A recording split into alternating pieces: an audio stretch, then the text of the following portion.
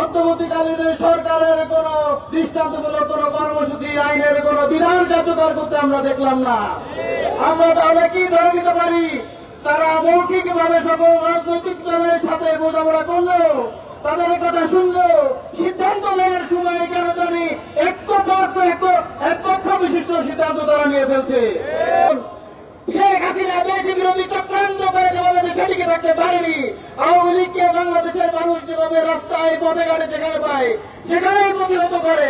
আপনাদের পরিণতি সেরকম হবে যদি বাংলাদেশের সাধারণ মানুষের দাবির বাস্তবায়ন আপনারা করতে না পারেন। রাজনৈতিক সকল দলের মতামতের ভিত্তিতে জুলাইয়ের দাবি আকাঙ্ক্ষাকে বাস্তবায়ন করার জন্য গণভোটের দাবি তুলছি। যখন একটি দল তাদের সাক্ষ্য হাসিলের জন্য আওয়ামী লীগের সুরে পয়েন্ট অফ ডিসেন্ট দিয়ে রেখেছে, তারা তাদের গণভোট নভেম্বরের প্রয়োজন নেই, গণভোট নির্বাচনের দিনে হলে হবে। কেন জানি তাদের কাছে মনে হয় তারা ক্ষমতায় নিয়ে বসে আছে, তারা যা বলবে তাই বাংলাদেশের মানুষ মেনে নেবে। তাদের সুরে কেন জানি ফ্যাসিজমের কথা আমরা শুনতে পাই। আসসালামু আলাইকুম ওয়া রাহমাতুল্লাহ। বাংলাদেশ জিন্দাবাদ। তারা তো খুনি হাসিনার এই ভিডিও বার্তার এই কর্মসূচি গ্রহণের মাধ্যমে এই দেশকে আবার অস্থিতিশীল করে তুলতে চাই। ইসলামী ছাত্র শিবির ছাত্র জনতাকে সাথে নিয়ে যেখানে পাবে সেখানে প্রতিহত করবে।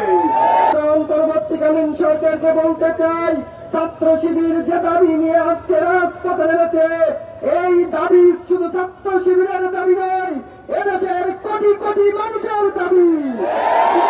জুলাই শহীদের রক্তের উপরে দাঁড়িয়ে যে ইন্টারিম সরকার পরিচিত হয়েছিল, যারা এই গণহত্যার সাথে জড়িত ছিল, আজ পর্যন্ত ইন্টারিম সরকার তাই সেই খুনি হাসিনার কোনো বিচার করতে পারে নাই। আওয়ামী লীগ ছাত্রলীগ ফাঁসিবাদের কোনো বিচার এখনো করতে পারে নাই। তাদেরকে জেল কেনার ভিতরে পুষে রাখা হয়েছে। আমরা ইন্টারিম সরকারকে বলে দিতে চাই, যদি অনতিবিলম্বে কোনো বিচার করতে না পারে ক্ষমতা দেন, ছাত্র সমাজ এই ক্ষমতা গ্রহণ করবে ইনশাআল্লাহ। করতে না পারেন, জুলাই সরকার গুলো আপনারা এখনো করতে পারেন নাই, জুলাই এখনো ঘোষণাপত্র আপনারা দিতে পারেন নাই। আমরা বলে দিতে চাই, যদি জুলাই সরকার ঘোষণাপত্র দিতে না পারে এই ছাত্র সমাজ আবার মাঠে নামবে ইনশাআল্লাহ।